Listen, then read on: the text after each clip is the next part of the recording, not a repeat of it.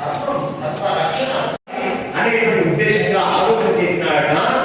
కళ్ళెందుకు మోస్తున్నావయ్యా అంటే మరి వైకుంఠంలో వేకెన్సీ ఉన్నదా లేదా చూద్దాం. సీట్ ఆ కృష్ణ పరమాత్మ ఇలా పరమాత్మ కళ్ళు మోసుకున్నటువంటి సన్నివేశాన్ని మహానుభావుడు ఎంతమంది ఎంత గొప్పగా వ్యాఖ్యానించారు. ఆలోచన చేస్తున్నాడు. ఆ పూతన రాక్షసి స్వీకరించింది చేతుల్లోకి. పాలు ఇవ్వడం కోసం పొగ్గు తీసింది. ఆ చెట్టు దగ్గరికి స్వామివారిని దగ్గరగా తీసుకున్నది.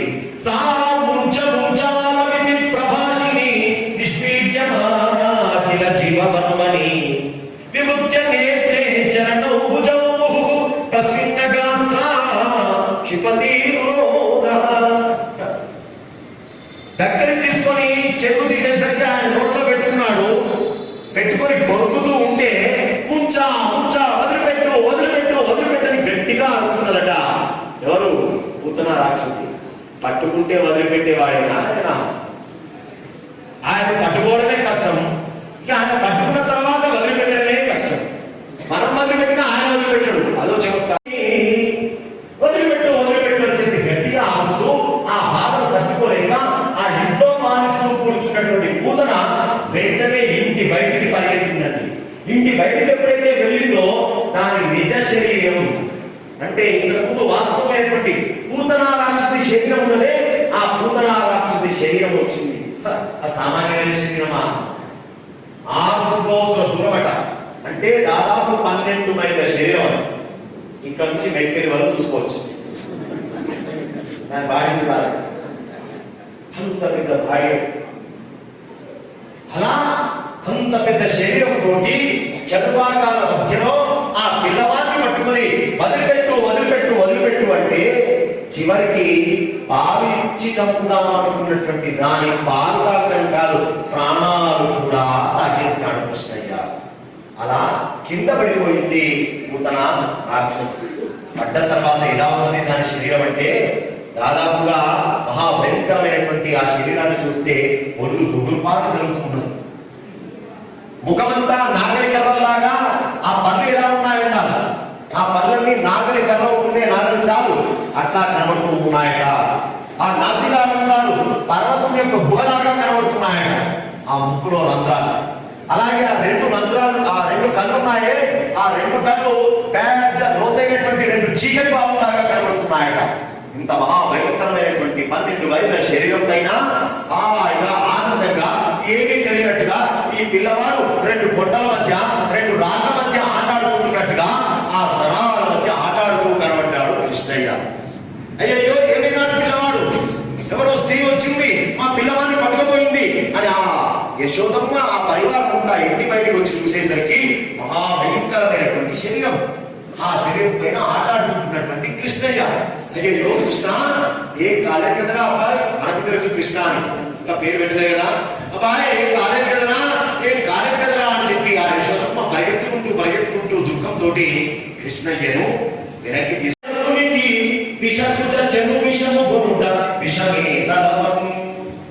ఏమి అందమండి తెలుగు. చూడండి ఎన్ని తిప్పినారు ఆలోచిస్తే. విషధరము గమనునికి విషకల సతునికి విమల విష శయమునికి విషభవ భవ జనునికి విషకుజ జను విషము గురుడ విషమే తలపం. విషంతో సంబంధం ఉన్నది ఆయనకు. ఏమి సంబంధమయ్యా అన్నారు? విషధర రిపు గమనునికి. విష రాగ రిపు, విషాన్ని ధరించేవాడు పాము. ఆ పాముల యొక్క రిపు శత్రువు గరుత్మంతుడు, గరుడ వాహనాలు ఉన్నది ఆయన. కాబట్టి విషంతో సంబంధం ఉన్నది ఆయన. అదయ విషగల సతునికి విషగల నీలకంఠుడు, విషగంధం కలిగిన వాడు. విషగల సతునికి విషంతో సంబంధం ఉన్నది ఆయనకు. విమల విష శయనునికి నిర్మలమైనటువంటి విషము కలిగినటువంటి వాడే ఆయన. మాకు తెల్లారిస్తే బిడ్డ ఆయన అదే. విషంతో సంబంధం లేకపోవడమేంటి? విషభవ భవ జనునికి. విషము అంటే విషము అని ఒక అర్థము, విషము అంటే నీరు అని కూడా ఒక అర్థం. నీటిలో పుట్టినది కమలం, కమలంలో పుట్టినవాడు బ్రహ్మ, బ్రహ్మగారి తండ్రి విష్ణువు. కాబట్టి విషభవ భవ జనునికి. కాబట్టి ఇన్ని విషాలతో సంబంధం ఉన్న వాడికి విష పూజ చెను విషముతో ఉంటారు. విషములను భుజములలో పెట్టుకొని వచ్చి పారిస్తానటువంటి ఆ స్త్రీ యొక్క విషము తీసుకోవడం పెద్ద కష్టమా? అందుకే సులభంగానే కొట్టేసినాడయ్యా పూతన రాక్షసి అన్నారు.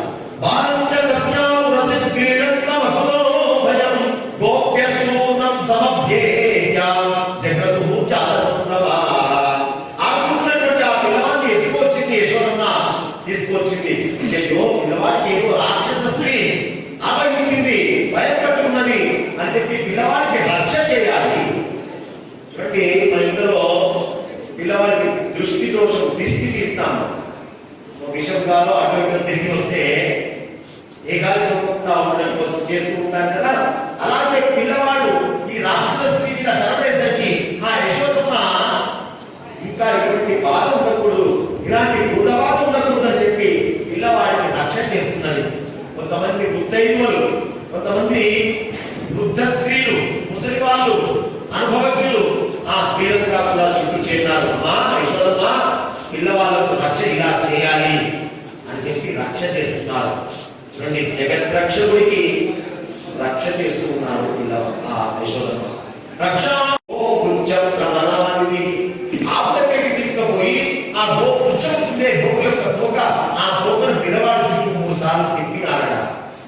తిప్పడమే కాదు, గోమూత్రముతో ఆయనకి అద్దిన స్నాపయిత్వ గోవు యొక్క ధూళి, గోవు యొక్క కాళ్ళలో ధూళి తీసి పిల్లవాడికి రక్షగా అన్ని అవయవాల దగ్గర పెడుతున్నారట. పెడుతూ ఏం చెప్తున్నారయ్యా? అవ్యాతో అంకిమాన్ తవ చానోధ్వరు ఎక్కడో అచ్యుతః కఠినం చటరం భయాస్య. పరమాత్మకి రక్ష చేస్తున్నది ఈశ్వరమ్మ. పరమాత్మకి రక్ష చేయాలంటే పరమాత్మ నామముకే రక్ష చేస్తున్నారు.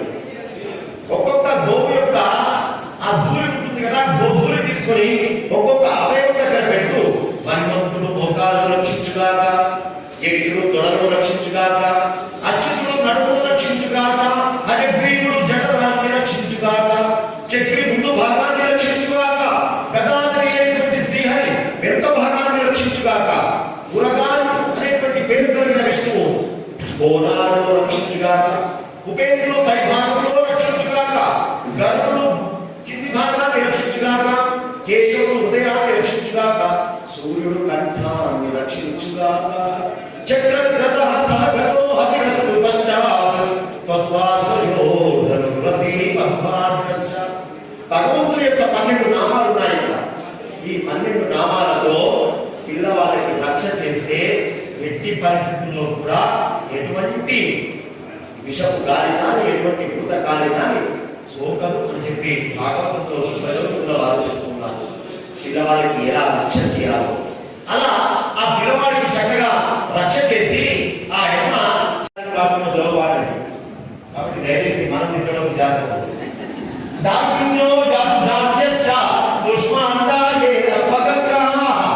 ఇలా ఆ పరమాత్మని చక్కగా జోలపుచ్చి పాట పాడి ఆ యశోదమ్మ నిద్రలోకి దారగించింది. ఇంతలో నందరాజు గారు వసుదేవుని దగ్గర వీడుకోలు కలిగి ఆయన వచ్చేలోపే ఇదంతా జరిగింది. రాగానే లోకలంతా కూడా ఉద్విగ్నతతో భయంతో ఉన్నది. ఏం జరిగిందో తెలుసుకున్నాడు. ఆ గోకులంలో పడి ఉన్నది రాక్షస స్త్రీ. ఇంత భయంకరమైన రాక్షస ఇంతవరకు మనం ఎప్పుడూ చూడలేదే అని ఆశ్చర్యపోయి మరి చచ్చింది కానీ దీన్ని ఎట్లా అని 2 ఉన్నాయి. అయితే కూర్చడం లేకుంటే కాల్చడం. కూర్చాలంటే ఇంత పెద్ద శరీరానికి ఏం చేస్తామయ్యా? కాల్చాలన్నా కానీ పెద్ద కష్టమే. 12,000 సుస్థిరమైనటువంటి ఈ శరీరానికి ఎన్ని గంటలు కావాలి? అందుకోసం ఏం చేసినారట అంటే పొగిలి పొగిలి కాదు భగవదేహమునా అగరు పరిమళములు పొగలు చేసి మామూలు చెక్కల మీద ఆ పుతన రాక్షసి కాలు పెట్టారు. మామూలుగా కాలు పెడితే చూడండి శరీరము రక్తమాంసాలు కాలితే వచ్చే వాసన వేరు. కానీ ఆ మామూలు చెక్కల్లో కాల్చిన కానీ పొగిలి పొగిలి కాదు భగవదేహమునా బాగా కాలుతున్నటువంటి ఆ స్త్రీ శరీరం నుంచి అగరు పరిమళములు పొగలు విడలే. మంచి చక్కని గంధపు చెక్కలు కాలిస్తే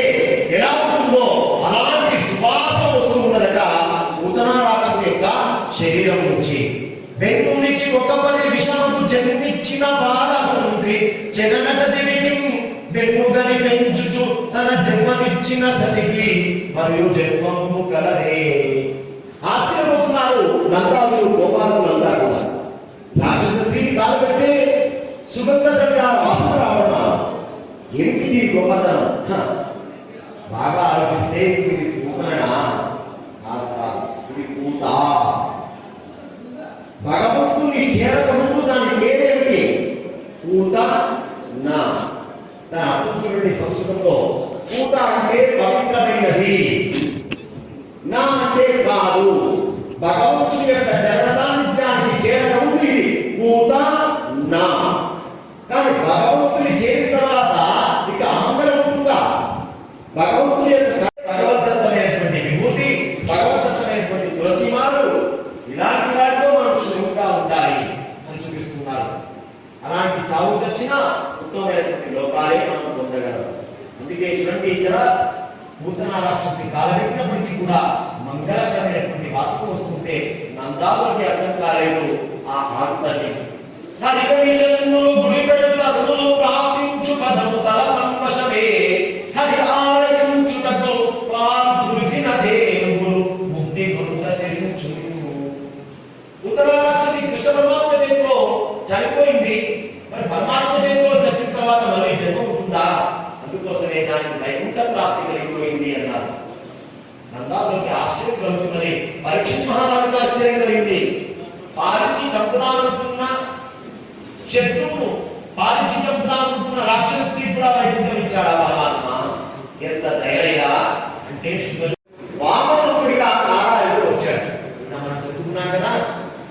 బలిచక్రవర్తి గారి యొక్క భార్య పేరు వింధ్యావళి.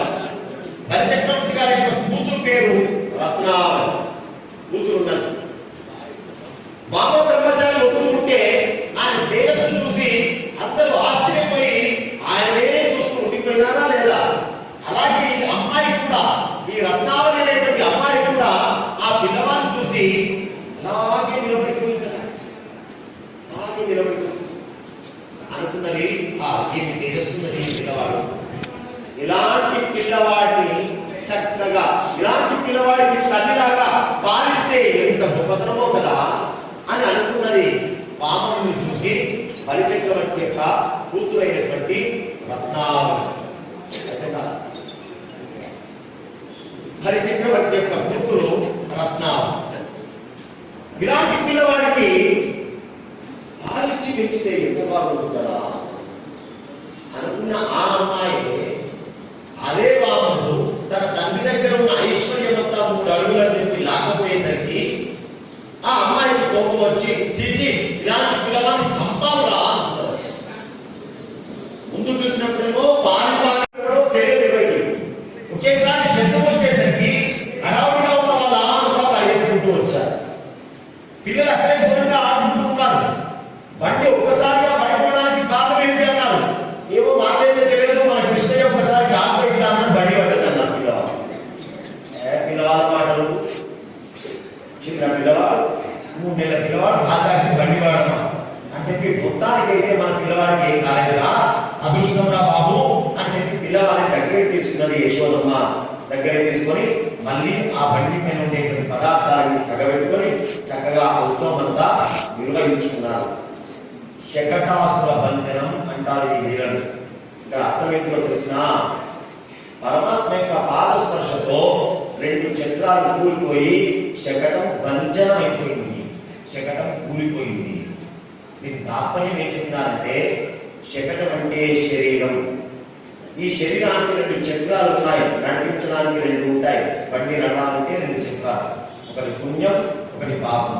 మనిషికి శరీరం వస్తున్నది, మానవ శరీరం వస్తున్నది అంటే కేవలం పుణ్యం ఉంటే కాదు, కేవలం పాపం ఉంటే కాదు. పుణ్యం పాపం ఉంటేనే మానవ శరీరం వస్తుంది. గుర్తుపెట్టుకోవాలి, పుణ్యము పాపం ఉంటేనే మానవ శరీరం. పుణ్యం వల్ల సుఖం వస్తున్నది, పాపం వల్ల దుఃఖం వస్తున్నది. కాబట్టి సుఖ దుఃఖాలు అనుభవించడానికి వచ్చాం. కాబట్టి దుఃఖం వచ్చింది కదా అని బాధపడకూడదు. పాపం ఉన్నది కాబట్టి వచ్చింది ఈ జన్మ. కాబట్టి ఇక్కడ పుణ్యము పాపము 2 చక్రాలు కుప్పకూలిపోయినాయి, శరీరం కుప్పకూలింది. అంటే అర్థం ఏంటో తెలుసిన, పుణ్యం ఉన్న మోక్షం రాదు. పుణ్యం బాగా కలిసి ఉంటే మోక్షం రాదు. పుణ్యం ఆత్మ దేవతా ఆరాధనలో కాదు, దేవతా ఆరాధనలో వచ్చేది కర్మ ద్వారా వచ్చేది జ్ఞానమే. ఆత్మతత్వ విచారణ చేసేంత మట్టుకు మోక్షము రాదు. నీవెవరు అనేటువంటి ప్రశ్నకి సమాధానం వెతుకునేంత మట్టికి మోక్షానికి మనకు అర్హత ఉండదు. ఎవరు అని తెలుసుకోవాలంటే నేను శరీరమా, ఇంద్రియాల, మనస్సా, బుద్ధ్యా ఇదంతా రావాలంటే మొట్టమొదటి ఎల్కేజీ స్థాయిలో కర్మను అనుష్ఠానం చేయవలసింది. కాబట్టి పుణ్యం పాపం పోతేనే శరీరం పోతుంది, జన్మ రాదు అని చూపడం కోసమే, దానికోసం పరమాత్మ యొక్క అనుగ్రహం పొందాలి అని చూపడమే ఈ శతదాసన మందిరంలో ఉండేటువంటి ఒక లక్ష్యం. అసలు ఈ అసురుడు ఎవరు, ఈ రాక్షసుడు ఎవరు అంటే పాండ్య దేశాన్ని పరిపాలిస్తున్నాడు సహస్రాక్షుడే ఒక మహారాజా. ఆయన ఒకసారి దుర్వాస మహర్షి పుష్పభద్ర నదీ తీరంలో ఈ మహారాజు గారు తిరుగుతుంటే దుర్వాస మహర్షిని గౌరవించకపోవడం వల్ల పొందినటువంటి రాక్షస జన్మ. మళ్ళీ దుర్వాసుల యొక్క అనుగ్రహం వల్ల కృష్ణ పరమాత్మ యొక్క అవతారంలో వాపయుడు మట్టుకు రాక్షస జన్మ ఎత్తి ఇప్పుడు కృష్ణ పరమాత్మ ద్వారా అనుగ్రహాన్ని పొందినటువంటి ఒక మహారాజు అని చెప్పి మనం పురాణాంతర్గతంగా కనబడుతున్నటువంటి ఒక దృష్టాంతం. ఇలా ఆ శకటం కింద పడిపోయింది. ఇక్కడ పెట్టింది తనయుడు ఇక్కడ ఆడుచుండే, గాలి కాలెక్కడ నుండి వచ్చే శిశువెక్కడి మార్గము తట్టిపోయే, నేనెక్కడ చుట్టునంచు కమలేక్షణ రేపు దొరకి కింద సొంగుచు ప్రాణుకో ప్రియ మోస్తలి చిత్తయే. ఉత్సవం ముగిసింది, 2-3 రోజులు గడిచిపోయింది. అందరూ ఎక్కడ వాళ్ళు అక్కడ ఎవరిలో వాళ్ళు ఉన్నారు. నందరాజు గారు చక్కగా గోకులంలో తన పని తాను చేసుకుంటూ ఉన్నాడు. యశోదమ్మ పాలించి వరండాలో అంటే ఇంట్లో కాకుండా బయటికి వచ్చి చక్కగా పాలించి అక్కడ పడుకోబెట్టింది. కారణం కొంచెం బదులు అనిపించినాడు పిల్లవాడు అందుకని అక్కడ పడుకోబెట్టింది. పడుకోబెట్టి తన పని తాను చేసుకుందామని లోపలికి వెళ్ళింది. ఆరోపాలు వస్తుంటాయి. అలాగే ఈ రాక్షస శక్తి కూడా సుడిగాలి రూపంలో వచ్చాడు. వాడినే తృణావర్తుడు అన్నారు. తృణావర్తుడు అనే పేరు కలిగిన రాక్షసుడు వచ్చాడు, సుడిగాలి రూపంలో వచ్చాడు. ఒక్కసారి ఆ భౌగోళ మొత్తం కూడా సుడిగాలి ఆపించింది అనుకోకుండా. సుడిగాలి చూడండి ఎంత భయంకరంగా ఉంటుందో. దుమ్మంతా ఒక్కసారి రేగేసరికి ఆ భూగోళంలో ఉండేటువంటి గుడిసెలకి కూడా దుమ్ము పట్టుకుపోయేసరికి ఏం జరుగుతున్నదో అర్థం కాని పరిస్థితి ఏర్పడ్డది. పక్కన ఉన్నటువంటి వాడికి పక్కన ఉన్నవాడు కనిపించడం లేదు. అంత దట్టమైనటువంటి చీకటితో దుమ్మంతా కూడా ఆవరించింది. ఆ సుడిగాలిగా వచ్చిన వాడు ఈ యశోదమ్మ బయట పడుకోబెట్టినటువంటి కృష్ణ పరమాత్మ దగ్గరికి వచ్చి తన సుడిగాలి రూపంలో ఆ కృష్ణ పరమాత్మను చిక్కించుకొని ఆకాశం పైకి తీసుకుపోయాడు. తీసుకుపోయి అక్కడి నుంచి జారవిడిచి చంపుదామని వాడు పథకం పెట్టుకుని వచ్చాడు. అలా పరమాత్మ పైదాకా వెళ్ళాడు. వెళ్ళిన తర్వాత ఇక కదలిక లేదు. ఒక దగ్గర ఇట్లా గట్టిగా ఆగిపోయినాడు.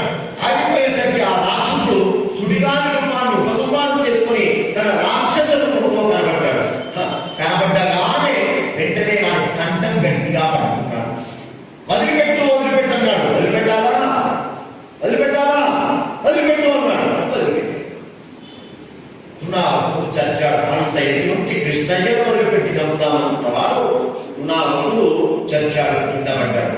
కృష్ణ పరమాత్మ సునాయసంగా సులభంగా మళ్ళీ కిందికి వచ్చినట్టుగా ఒక పుష్పం పైనుంచి కింద పడ్డట్టుగా మళ్ళీ వచ్చి అక్కడే ఆటాడుకుంటున్నాడు.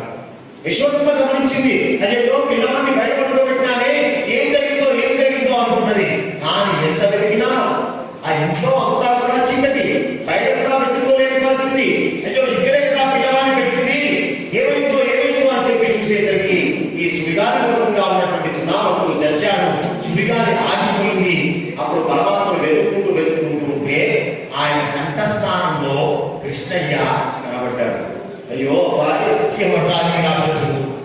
ఎవడి రాక్షసుడు అని చెప్పి భయపడినటువంటి ఆ నల్లి కృష్ణయ్యను వెంట పెట్టుకొని వచ్చేసింది.